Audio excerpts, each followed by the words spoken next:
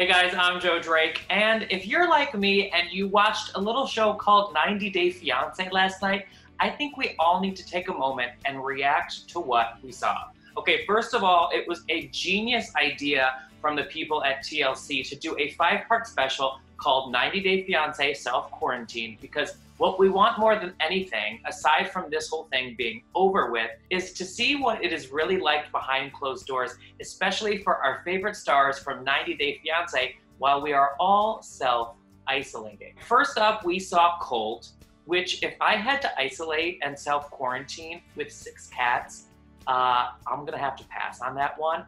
Also, if I had to quarantine and live with my mom, no offense, Mom, I'm also gonna have to pass on that.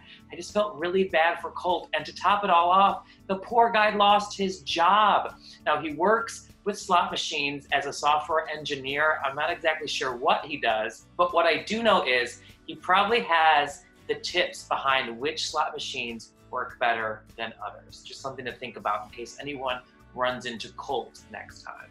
Next up, we saw David and Annie, who appear to have a very healthy sex life because Annie was even bringing out the whips. I mean, I feel like David was a little uncomfortable and was like, maybe we should turn off the camera for this part. But the two were very adorable. They went out and they were passing out toilet paper to those in need, or I guess just neighbors. I mean, the thought was nice. If a strange couple knocked on my door and handed me a 4-pack of toilet paper, I would think that was a little weird, especially without masks on.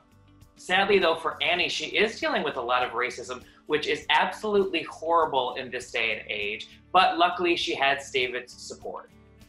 Next up, we saw Courtney and Andy, and if you agree with me, you think Courtney is the most annoying person, at least on last night's episode. I felt really bad for Andy. Now, he thinks they're in a relationship and she doesn't.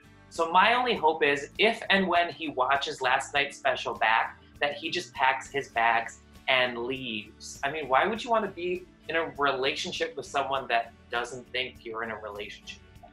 The whole thing was confusing and frankly annoying.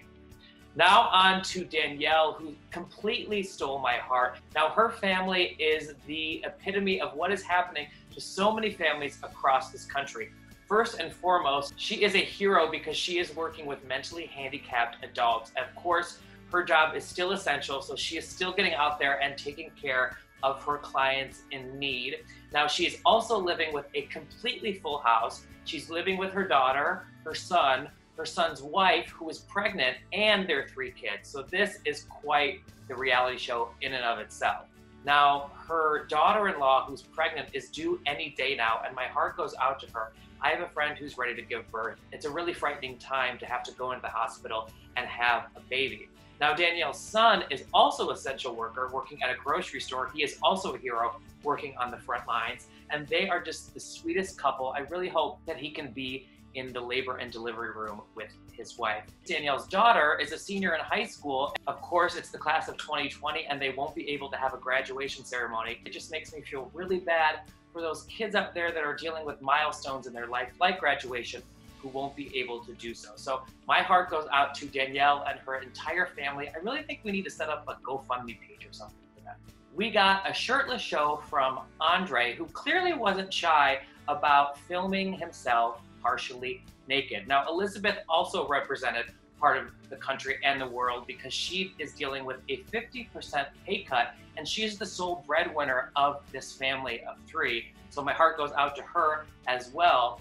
Now, Andrei is also dealing with what a lot of us are dealing with, being separated from our families. He even FaceTimed with his dad, which was a sad reminder that this is not only happening here at home, but as we all know, it's happening all over the world. And how did the episode end? Well, on a little bit of a light note, with Andrei showering and bringing in his cell phone or webcam or however he did it into the shower, lathering up, teaching us how to bathe ourselves. I mean, that was just weird, but in typical 90 Day Fiancé fashion, nothing surprised me. Now, don't miss us next week. I'll be recapping for this entire 5-part special. And as always, don't forget to subscribe to our YouTube channel.